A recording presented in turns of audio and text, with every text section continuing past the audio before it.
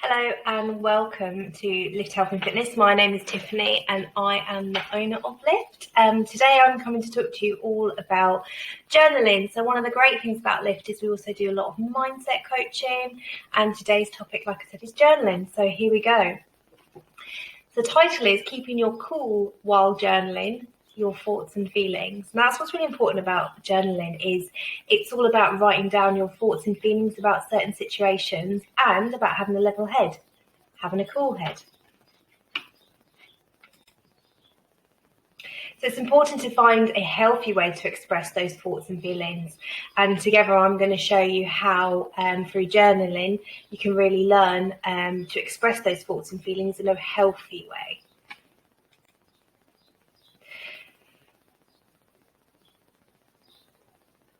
So who would you like to become?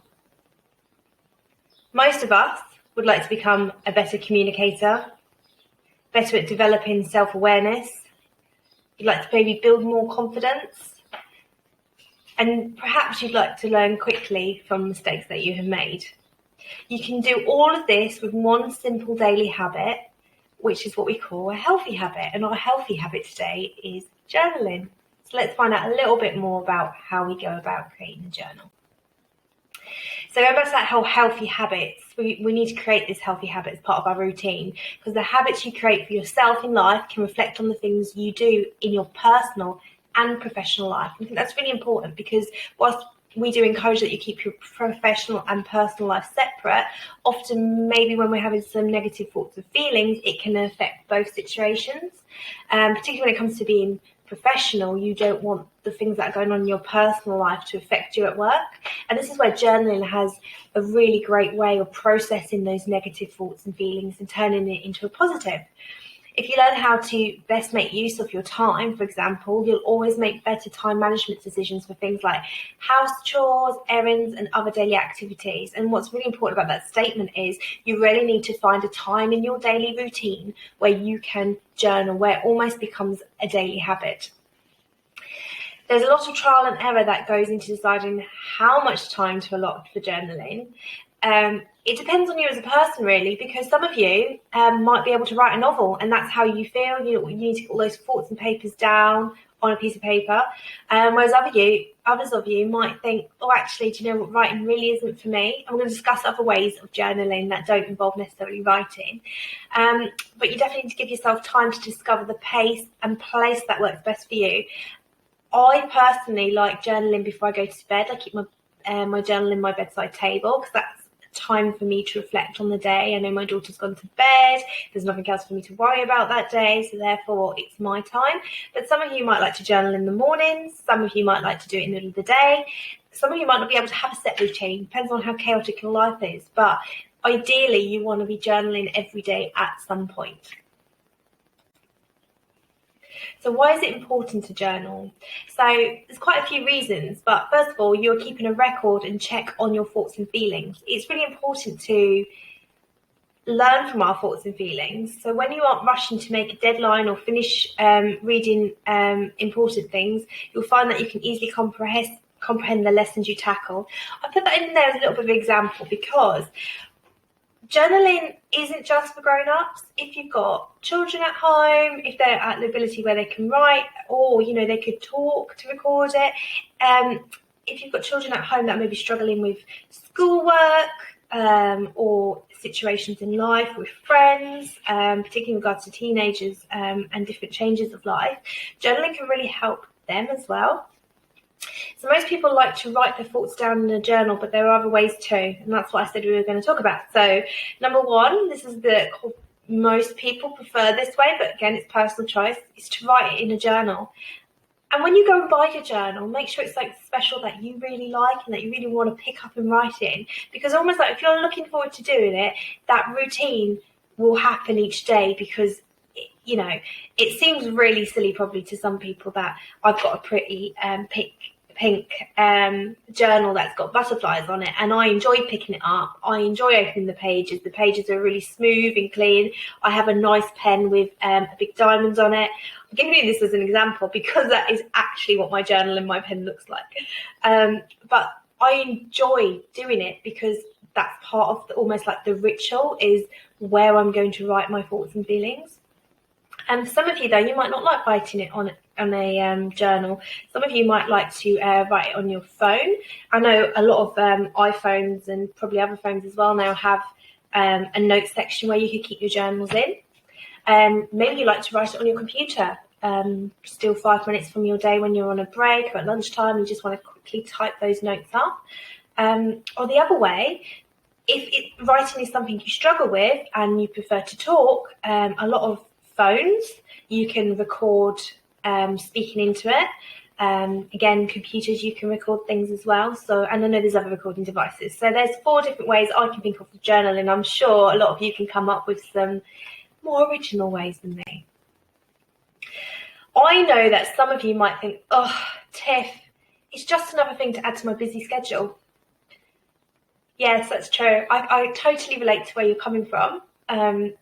Remember, it might sound like a waste of time, but it doesn't take a great deal of time, and it will help you grow professionally and personally. Now, even if you're only taking like a minute a day, if you knew that was going to help you, of course, why wouldn't you? So keeping a positive mindset, now this is really important. Trust in yourself and your abilities. It's important to have a great attitude towards your journaling. From time to time, reflect back on your journal and review how far you have come. Now, often in life, when we do counselling or life coaching, we're looking forward to the future.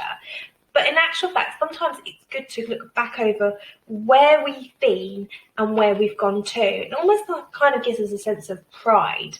Even if it was the day before and you felt like, oh God, I don't want to do this tomorrow, or this has happened today and it's really negative, I feel awful about it, and you get it all, you sort of like splur it all out of your mouth down on a piece of paper, you get all those thoughts and feelings down, and then the next day, actually, something fantastic happens, or, you know, your mood is lighter, and then you realise, actually, by looking back, oh, I felt like that.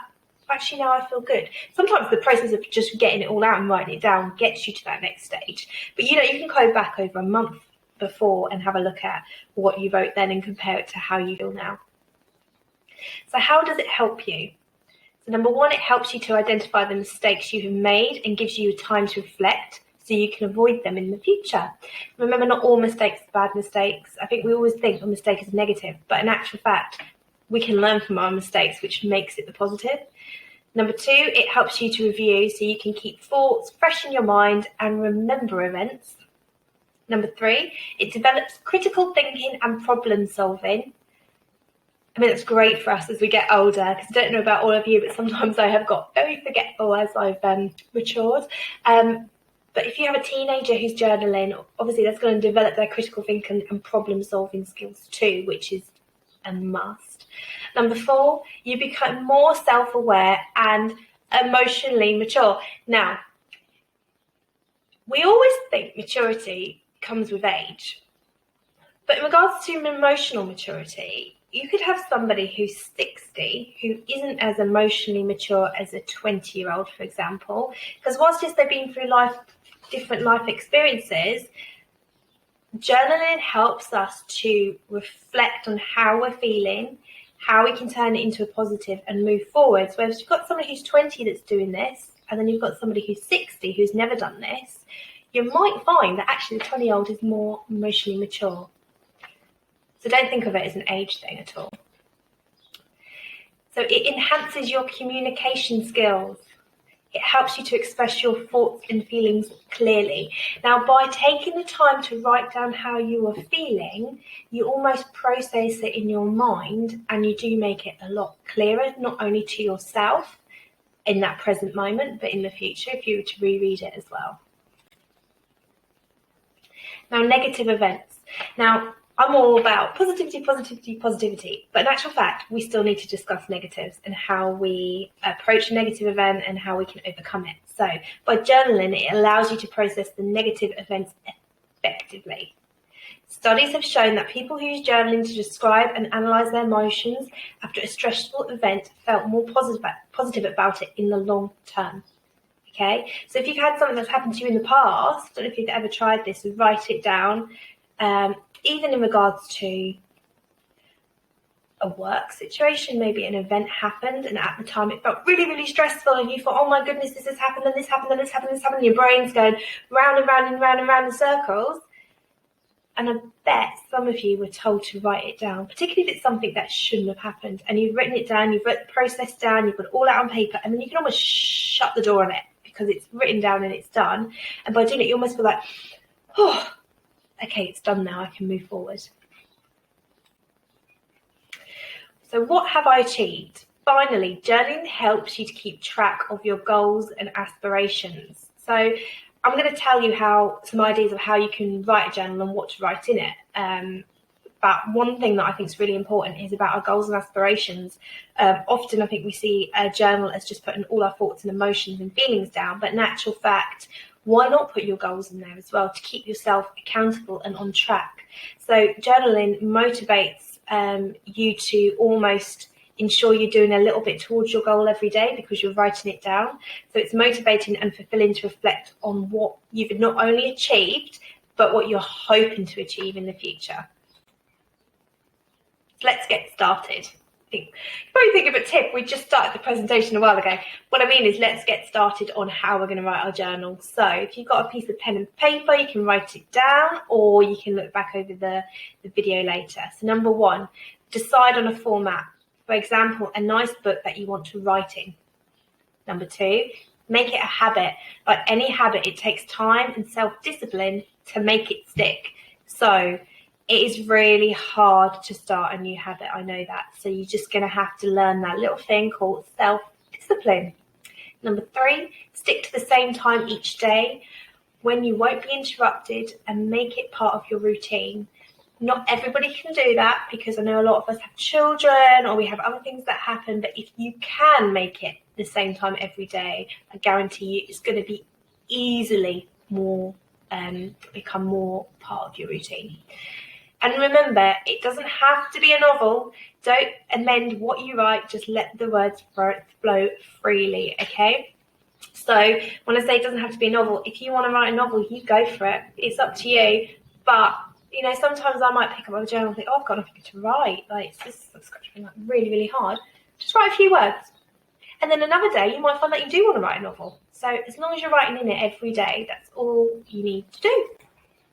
So ideas to get you started. So these are just a few things that, hopefully, questions that might help you decide what you can write about. So what has happened since you last journaled? I might say I did this presentation to everybody about journaling. That's happened and how I feel about that. What have you learned since your last entry? What difficult or painful events have happened, if any, or positive ones? So you want to make sure if anything negative is happening, you've written that all down. Equally, if anything positive has happened, you've written that down too.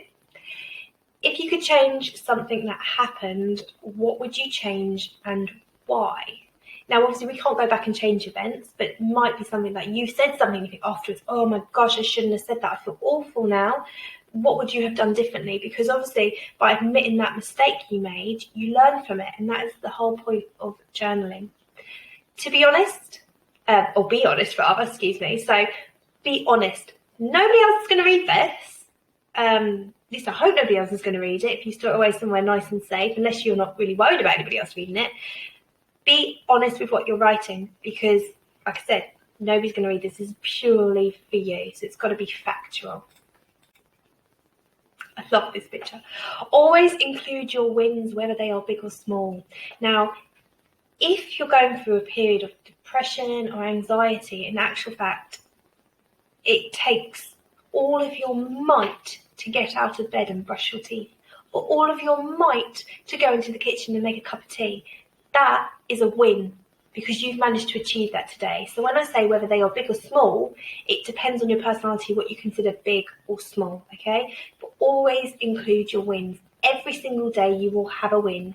And if you tell me otherwise, you pick up the phone and call me and I will tell you what your win is, okay? Because everybody has a win, whether it's small, whether it's big. So focus on the positives and negatives.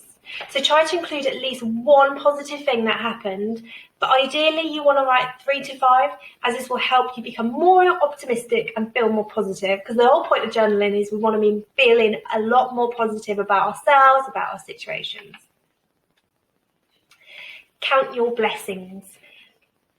You don't have to put this in your journal, but I always do, and I feel like it's very important. Always include what you felt grateful for each day, and we call this gratitude attitude.